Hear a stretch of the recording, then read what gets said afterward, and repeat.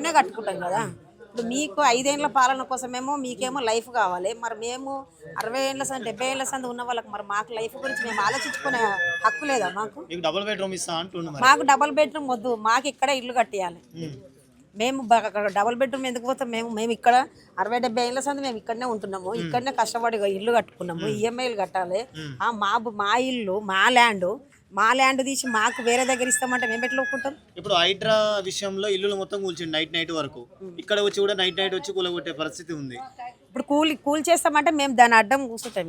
ఇక మాకు ఇక్కడనే చంపేస్తే అయిపోతుంది కదా. మాకు పనులన్నీ ఇక్కడనే ఉన్నాయి. ఇప్పుడు ఏ పని పిల్లలు పని చేయాలన్నా కూడా, మేము పనులు చేయాలన్నా కూడా ఆటో డ్రైవర్లు ఇక్కడ పని చేసుకుంటారు, దగ్గర ఉంటాయి ఇళ్ళలో పని చేసే వాళ్ళు. ఇక్కడ అశోక్ ఆకు గుచ్చుకుంటారు మహిళలంతా, అశోక్ ఆకు గుచ్చుకుంటారు, మల్లెపూలు ఇది అశోకతోనే అంతా వీళ్ళ బిజినెస్ అంతా. వీళ్ళు ఇక్కడనే ఇళ్ళలోనే ఇంటి పని చేసుకుంటూ మన ఇళ్ళలో మళ్ళీ నైట్ నిద్రపోయిన దాకా వాళ్ళు అదే పని చేసుకుంటూ ఏదో ఇంట్లో సంసారం నడిపిస్తారు. మరి అక్కడ తెలియని ప్లేస్ లో పోయి వాళ్ళు ఎట్లా బతుకుతారు? మగవాళ్ళు ఏం పని చేస్తారు, ఆడవాళ్ళు ఏం పని చేస్తారు? మళ్ళీ 18 years పిల్లలు కూడా ఇప్పుడు ఇంట్లో సరిపోక వాళ్ళు కూడా ప్రైవేట్ దానిలలో పోవాలి. ఇప్పుడు ఆ పిల్లలకు కూడా ఎక్కడ సెక్యూరిటీ ఉంది బయటకు పోతే? ఇక్కడ అంటే ఏ రాత్రి పోయినా ఏ రాత్రి వచ్చినా కూడా ఇక్కడ అర్ధరాత్రి వచ్చి 1 గంటకు వచ్చినా కూడా ఇక్కడ సేఫ్టీ ఉండదు. ఎందుకంటే మేము చిన్నగా ఉన్నప్పుడు చూస్తున్నాం, ఇప్పటి వరకు మాకు ఎటువంటి ప్రాబ్లం లేదు ఇక్కడ. మరి అలాంటిది కొత్త ప్లేస్ లో పోతే ఎన్ని ప్రాబ్లమ్స్ ఇప్పుడు చూస్తున్నాం కదా. ఆడపిల్లల పట్ల ఎంత డేంజర్ జరుగుతుంది, మహిళల పట్ల ఎట్లా ఉంది పరిస్థితి బయట. మరి ఇక్కడ నుంచి వేరే చోటకి వెళ్తే ఎంత ప్రాబ్లం మాకు? మేము అందుకే అంటున్నాం, మాకు ఇక్కడనే ఇల్లు కావాలి, మేము ఇక్కడనే ఉంటాం. మీరు తీవ్ర ఇబ్బందులు పడుతున్నారు, మీ సంక్షేమం కోసం మీ రక్షణ కోసమే డబుల్ బెడ్రూమ్ ఇల్లు కట్టిస్తామని అంటున్నారు. డబుల్ బెడ్రూమ్ ఇల్లు ఎవరికి కావాలి? ఇప్పుడు డబుల్ బెడ్రూమ్ మేమే కట్టిస్తాం రేవంత్ రెడ్డికి అని చెప్పి. ఎందుకంటే మా ఇల్లు మేమే కట్టుకున్నాము, కష్టపడి కట్టుకున్నాం, మా ఇంటికి మాకే హక్కు ఉంటుంది. ఇప్పుడు నువ్వు వచ్చి ఇది చేస్తామంటే, ఇప్పుడు వరదలు వచ్చినాయి పోవాలని అంటారు. వరదలు ఎప్పుడు వచ్చినాయి? ఇప్పుడు మొన్న వరదలు వచ్చినప్పుడు ప్రతిసారి వరదలు వస్తాయి కదా, వారాకాలం వచ్చినట్టే వచ్చినప్పుడు ఒకరోజు ముందు ఇంటిమేషన్ ఇస్తారు, లేకుంటే ఒక 2 గంటల ముందు ఇన్ఫర్మేషన్ ఇస్తారు. వాటర్ వస్తున్నాయి, కొంచెం ఆ నీళ్ళు వచ్చి పోయిన దాకా మీరు ఇక్కడ ఉండరు అంటే, మేము చిన్న ఉన్నప్పుడు మేము ఇక్కడ ఉంటుంటివి. మా ఇల్లు ఇదే, ఇక్కడ నుంచి ఇక్కడ ఉంటుంటే మా తెలిసిన ఇళ్ళలో ఉంటుంటే, మళ్ళీ వర్షం వచ్చి పోయిందంటే మళ్ళీ పోయి ఉంటుండే. కనీసం సేఫ్టీగా ఉండండి, మీరు జాగ్రత్తగా ఉండండి అని చెప్తుండే.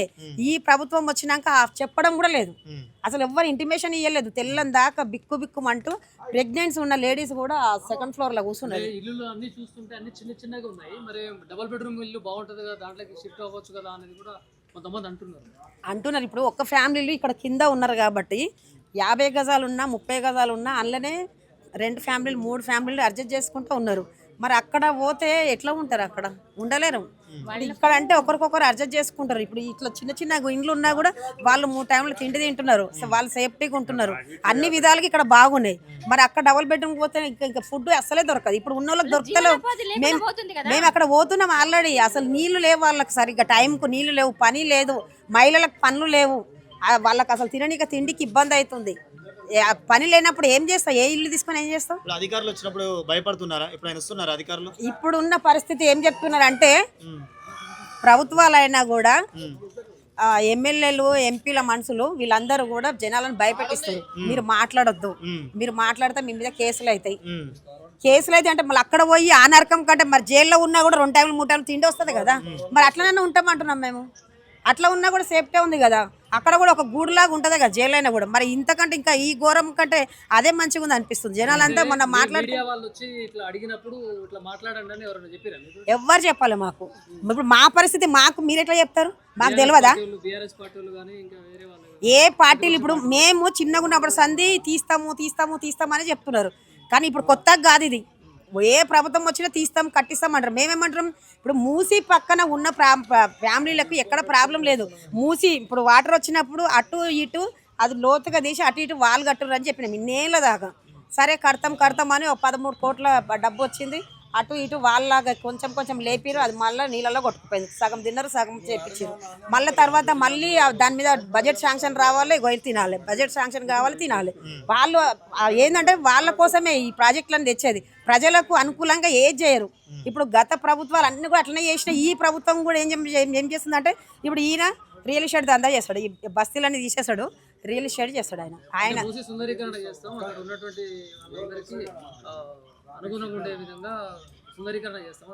సుందరీకరణ మాకొద్దు. సరే మూసి సుందరీకరణ చేస్తావు, ప్రజలతో ఎంతమందితో చర్చ పెట్టినావు? ఎంతమందికి తెలుసు?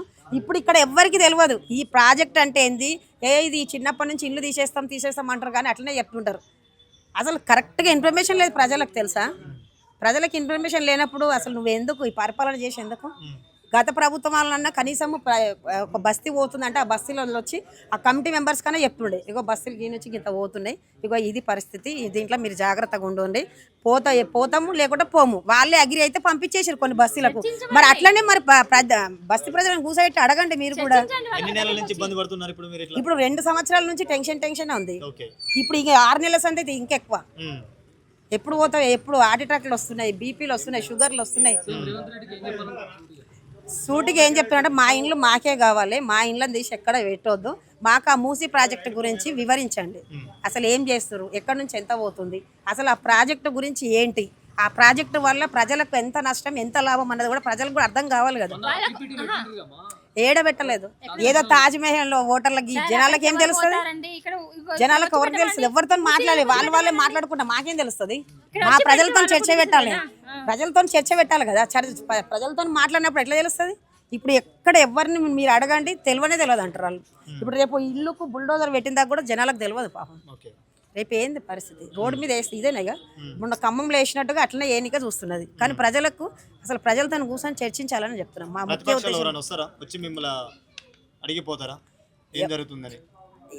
ఎవ్వరు వచ్చి అడగరు, మాకు ఎవ్వరు వచ్చి అడగరు. ఇప్పుడు మాకు డేంజర్ అంటే ఇప్పుడే ఉంది పరిస్థితి. ఎప్పుడు ఏ టైంలో ఏమైతుందో తెలియదు. బిక్కు టెన్షన్ లో చచ్చిపోతుంది. ప్రతిపక్షాల గురించి ఎవరికి ఇక్కడ కాదు, నేను ఎవరి ఇంట్లో వాళ్ళ పోతున్న ప్రాబ్లం, కానీ పక్షాలతో అయితే ఎవరికి ఏం లేదు. ఇప్పుడు మీరు అన్నారు కదా రేవంత్ రెడ్డి చెప్తే ఇక్కడ వచ్చి మాట్లాడమని చెప్పండి. గవర్నమెంట్ ఇప్పుడు ఎవరినైనా వచ్చి కూర్చోబెట్టి వీళ్ళని బాధలు కనుక్కోమని చెప్పండి సార్, అది చెప్తున్నాము.